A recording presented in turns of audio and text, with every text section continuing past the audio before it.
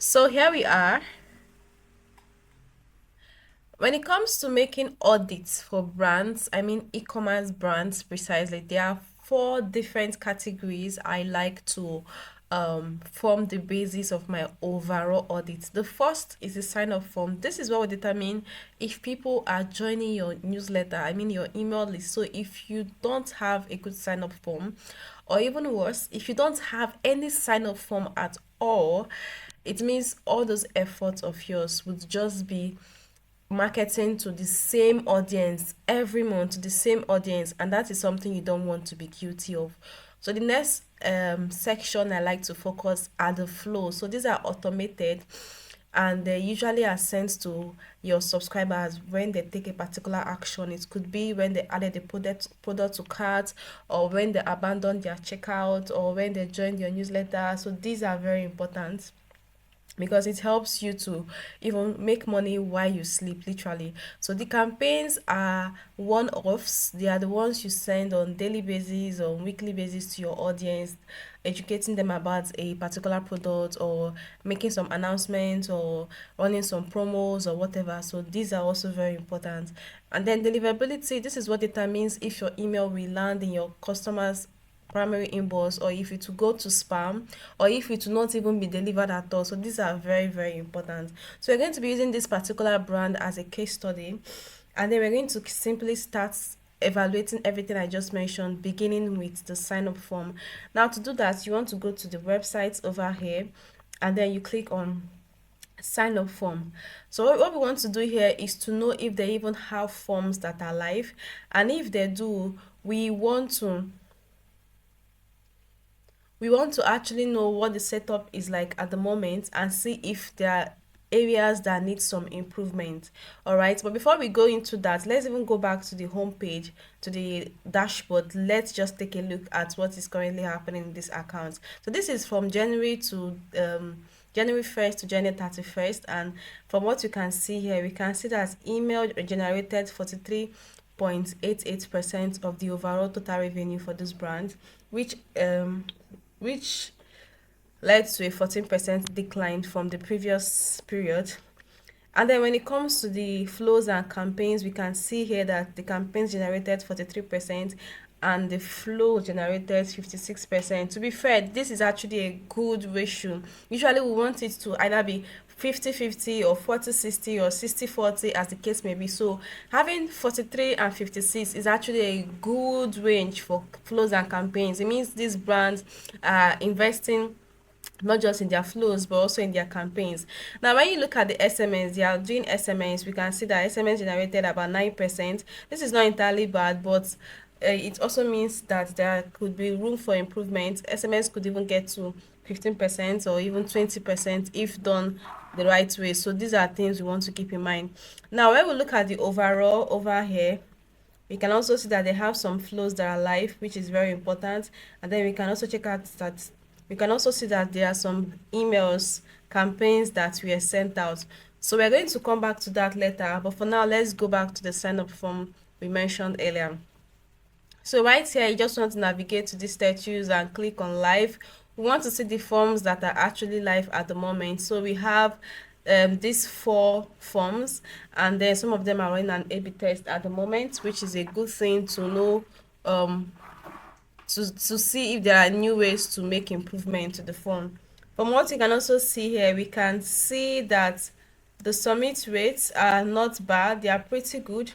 So we have this first one here, this is desktop, and we are seeing 1.7%. This is like a desktop form. This is not bad for desktop but can be improved. And then this is for mobile, we are seeing 7%. This is actually great, this brand is doing well. And then this is for this is SMS form, and this is desktop 4.4, pretty good. And then this is mobile, same SMS 9%, this is like excellent. And then this is the embedded form 0.3. This we can't really make so much changes or make so much updates to this embedded form, because it's usually when someone scrolls down to the bottom of the brand's website before they can eventually see the embedded form to be able to sign up. So 0.3% is not entirely bad, but it could also be improved. So having said that, we're going to open one of the forms to see what the setup is like. And then just to mention, one thing I really appreciate about this brand is the fact that they have different forms for desktop and mobile. And this is one mistake most brands that have audited usually make. Some of them just have one form that are sent to both the mobile and the desktop traffic. That is something you don't want to do. So ideally you want to have one form for each of these traffic, each of these devices. So let's open this in new tab and let's see what the form setting is all about. So it's opening up. So this form is open now. What we want to basically check here is the targeting and behavior. We don't really want to focus so much on the styles because that is something that is very flexible. So we want to see how the targeting is being done here. So we have this form. It is based on routes, okay, and then it displays 5 minutes, 5 seconds after someone lands on the page, which is ideal. And then if someone closes this form, they should this form is going to be shown to them again 3 days later. This is very ideal. It's a good number. So most brands I see make the mistake of having as much as 20 days here or 30 days here. That is something you don't want to do. So 3 days is very ideal. And from what you can see here, this is just a mobile only form, which is very, very nice. All right, so moving on to targeting, we can see that this form is an SMS form, and it's targeting people that are only email subscribers, which is very good. And then we can also see that it is excluding some URLs, the cart, the wholesale. This brand has the wholesale customers, and then also checkout. The importance of excluding these links is because you don't want someone who is already checking out or someone who is adding a product to cart to start receiving to see a pop-up telling them to sign up for XMS, whatever. It doesn't really make sense. So you want them not to be on either of these pages when this form gets displayed to them. So there are no location preferences here, which means this form is going to be shown to every customer that lands on the website, every email subscriber rather. So this is actually a good one, and I think this brand is doing well as regards this. Now let's just go to the desktop version of this form to see what the setup is like. From what you can see here, the setup is almost the same thing. The only difference here is that this is just for desktop only, and this is something you actually want to do. So everything here looks similar to the mobile except the targeting. So this is actually a good form. So from all indication, this brand is killing it when it comes to sign up forms. I feel all they need to do now is to keep testing, be testing headlines, be testing offers, be testing the copy, just to see which one converts better. But overall, the forms are doing very well. They are doing pretty good. So that is for sign up forms here. So the next phase we want to go into now is the flows. These are very important. Although this brand is already at I think 43 of flows. Let me check again. So we saw, okay, 56, which means their flows are doing pretty well, 56%. But regardless, we also want to see if there are rooms for more improvement here. So let's just navigate to the live flows. We can see all the flows that are live here. We have so many flows for this brand that are live. Let's go back to the dashboard to see the top performing flows. So when you go here, you'd see that the top performing flow at the moment is the cart abandonment flow, and this brand is doing it very well. They are using the right trigger for this flow, which is added to cart, unlike most brands that I audit where you would see the name as cart abandonment but the trigger is checkout started, which is like them using the default Klaviyo's trigger, which is not very ideal. But this brand is doing it pretty well. They are using the right trigger for this particular flow, and we can see here that it has the highest conversion so far, followed by the welcome flow, which declined a bit in versus previous period. And then we also have the checkout flow. They have the checkout flow here, and they're using the right trigger. And then they also have birthday series, welcome series for SMS, browse flow, post purchase, replenishment flow, birthday reminder, and whatnot. So I think overall they are doing well in terms of flow. I wouldn't want to open these emails one by one because I don't want to review what brand I'm auditing at the moment. But one thing you also want to do, if you're an email marketer watching this, you want to open each of these emails. You want to check out the time delays, or let's just open one so we can take a look from there. You want to check out the time delays between each of those emails. You want to check out the triggers. You want to check out if they are well set up. These are very important because if they are not set up properly, it will not convert as much revenue as it ought to. So let's just get that settled. So we have this carts flow, the right trigger added to carts. This is very good. And then let's check out the filters if there are any. So this is allowed, you're allowed to re-enter after 14 days. This is not bad. The reason why this brand is doing this is because they don't want to just keep sending so many emails to people, and I believe this flow has a discount, so they don't want people to keep receiving the discount. So you would only get this particular flow again after 14 days. So this is very good, and it also in a way discourages people that just add product to carts with the hope that they would receive a discount immediately so they can use it to place that order.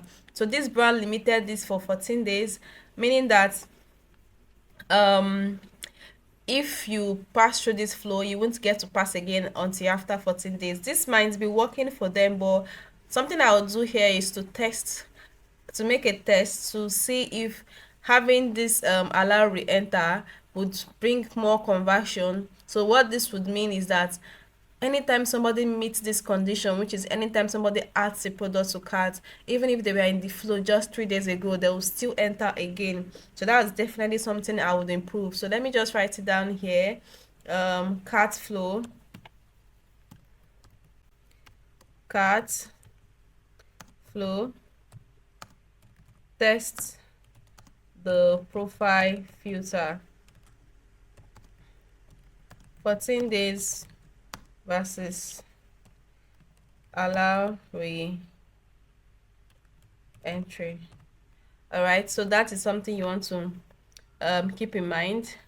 And then they also have some profile filters here. Okay, this is actually like, this is a criteria, allow re-entry criteria, which is like something Klaviyo started newly. This is not like the profile filter, so let me just add it here. Test the allow re-entry criteria. And then for the profile filters rather, this brand has it like when someone starts checkout, they should not be in this flow anymore, and when they places an order, they should not be in this flow anymore. This is very accurate because when someone eventually starts checkout, they are now supposed to start receiving the checkout abandonment flow if by chance they don't proceed to check to payment. And if they actually do proceed to payments, which is like the place order parts, they would now get to receive like the post purchase flows, thanking them and educating them about what they have just purchased. So they definitely should exit this flow the moment they take those actions. So this is very accurate. Now when someone has a product to cart, wait 1 hour. Okay, still thinking about this. Okay, this is like the next email, wait 4 hours. Okay, something I'm noticing here is that this brand is not offering a discount yet. I think their discount is in the third email. Your cart is expiring. Let's check out the subject line and see where the discount was sent. Third email, yes, 10% off, 24 hours only. This is very good, and it limits the number of people that add products to cart hoping that they would just receive a discount, so they would start buying, so they will actually place an order using the discount. So this is something you want to do. You don't want a situation whereby people are now accustomed to your discount such that they just take an action hoping that you send them a discount. Don't be that brand. All right, so let's check out the order flow, check out abandonment flow. All right, so here we are. The trigger for this particular flow is started checkout, and this is very correct. Let's see their profile filters and their allow re-entry criteria. Okay, so the same thing, 14 days. So the same comments for this particular flow. So I would test the cart and the checkout and see if the latter or the former will convert better. And then for profile filter, the same thing. When someone places an order or starts another checkout again, the person should just leave this particular flow.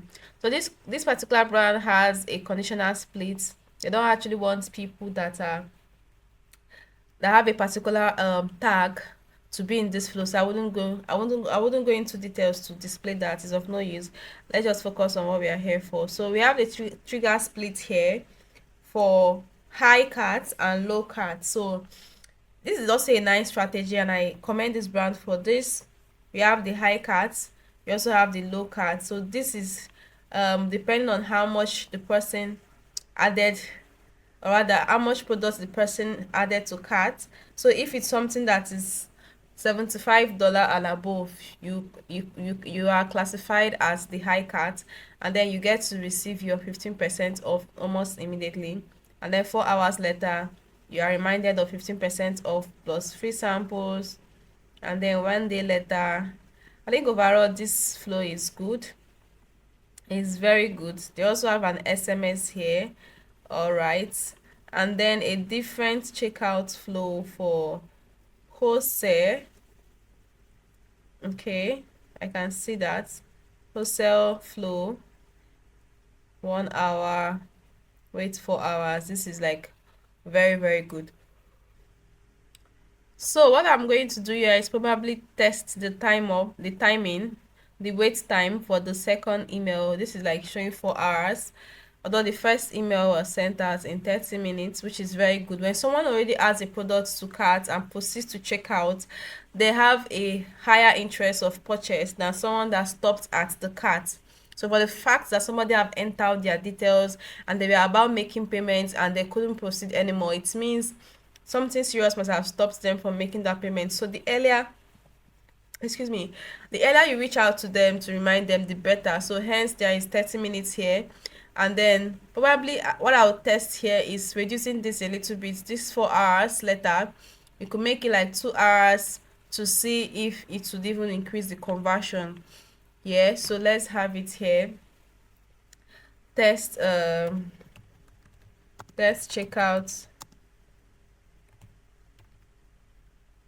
checkout email 2 time delay 4 hours to 2 hours. All right, so that's for that. I'm going to stop here for the flow review so we can keep things snappy and don't exceed 30 minutes on this video.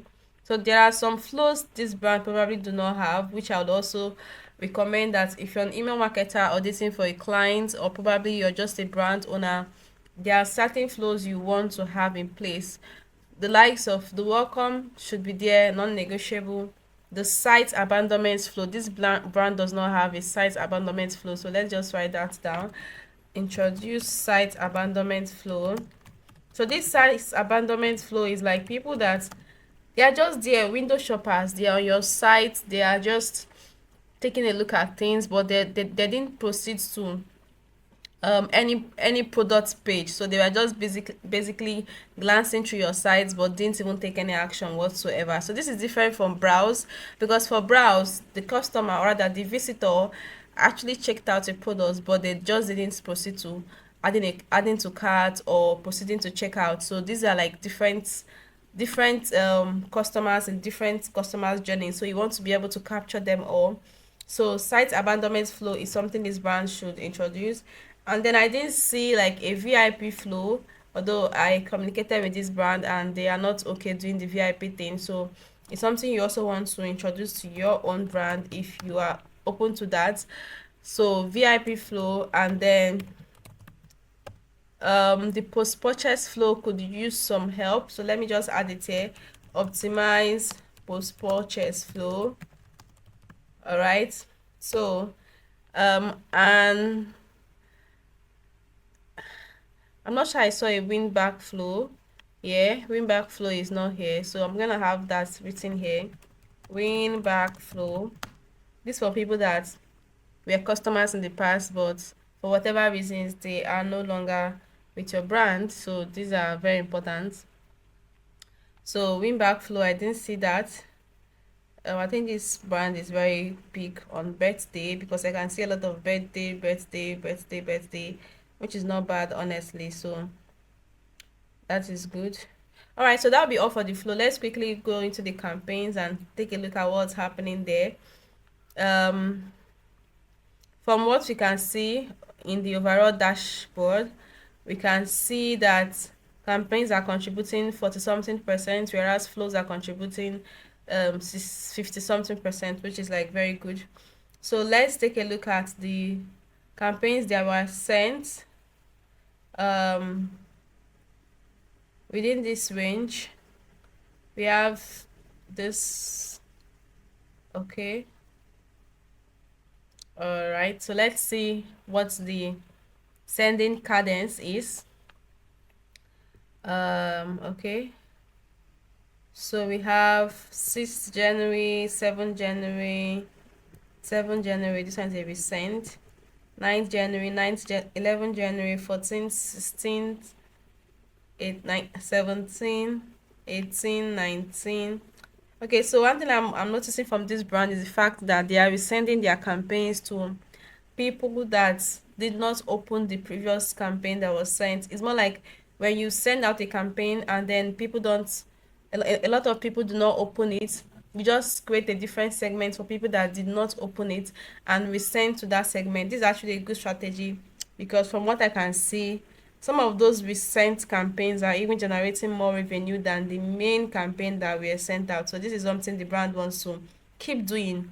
But something I noticed here is the fact that their first campaign for January went out on 6th. So they literally missed out 5 days from that month. I feel like when a month begins, like the start of a new month, is a good time to email people. You don't wait until when the month is almost in the seventh day, because sixth is almost the seventh day. So you want to email as fast as you can. So always leverage the first days of the month. Leverage the first days of the month. So I'm having an issue with my G on my keyboard, so I just have to copy this here and place it here. So leverage the first days of the month. So let's also check a look, excuse me, let's take a look at the February, because I'm making this audit in February. So let's see what the February is like. Let's see if it's almost the same thing.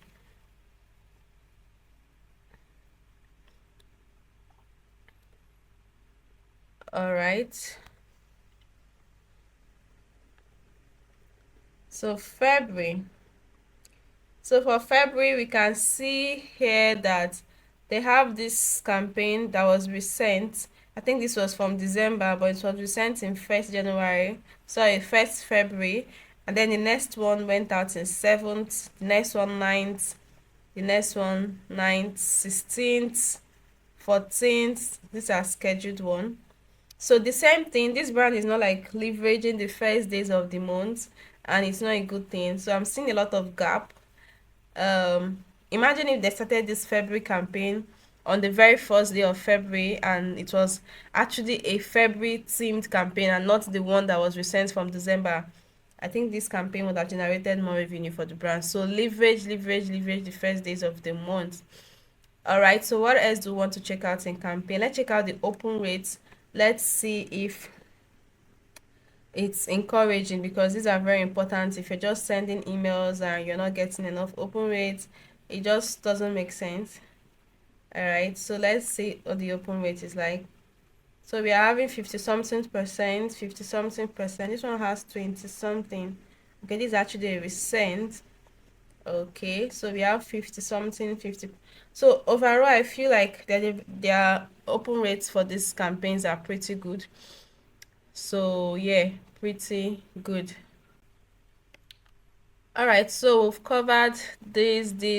Let's quickly go into the deliverability to see what's happening there. So I am of the opinion, or rather it's not even me, it's like a rule of thumb that when you don't check your deliverability, you're just wasting your time because it's pointless. Yeah, so something else I forgot to check is the campaigns. I want to see the segments they are sending to, if they are blasting it to the entire list or they are sending to the right segments. So I'm seeing engage 30 days, engage 60 days. Okay, this is quite good. So let's dive into deliverability. Let's see if we can cover that in 2 minutes. So this brand is experiencing high bounce rate. This is like the first alert I'm seeing here, which is not a good one. High bounce rate. Okay, so it's not a good one at all. The deliverability score is 59. Open rate is fair enough. Click rate not so bad, but bounce rate is a lot.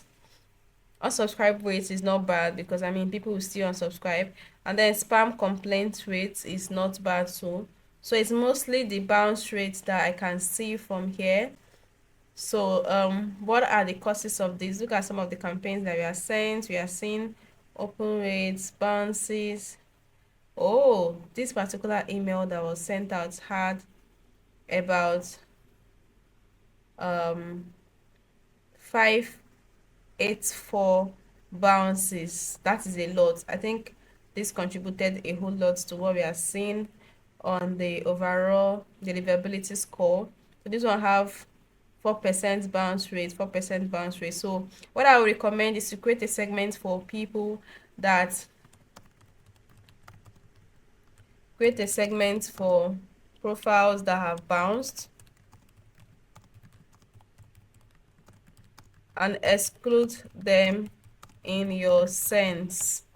So if these bounce are like soft bounce, you can just be excluding them for now. But if they are like hard bounces, you just want to suppress those profiles because they are damaging your deliverability. Some flows are also bouncing. Okay, yeah, flows are not bouncing. They're just having unsubscribe, which is not bad. Spam complaints with just one recipient, so this is not bad. I feel the problem is mostly, excuse me, mostly the campaigns, and if the campaigns can be sent to only people that are engaged going forward, that would make sense. All right, so send emails to only engaged profiles. Very, very important. So these bounces would reduce.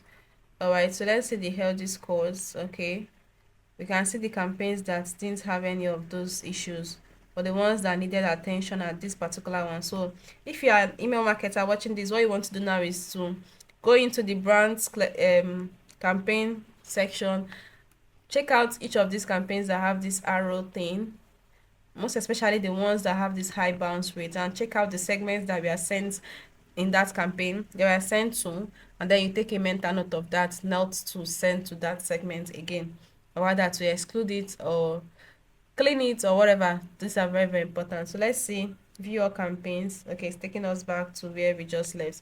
All right, so I don't want this video to be a lot. This is a small brand. From what you can see, it's just a 4-5 figure brand.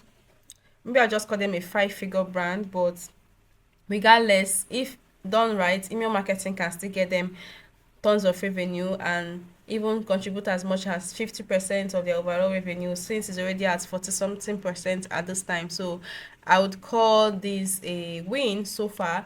Just a little tweaks here and there, and they will be good to go. So there you have it, guys. If you like us to audit your account for you, just go ahead and comment audit and we'll send you a DM, or preferably you can just book a free call using the website displayed on your link, and I'm sure we would get back to you on that. Bye.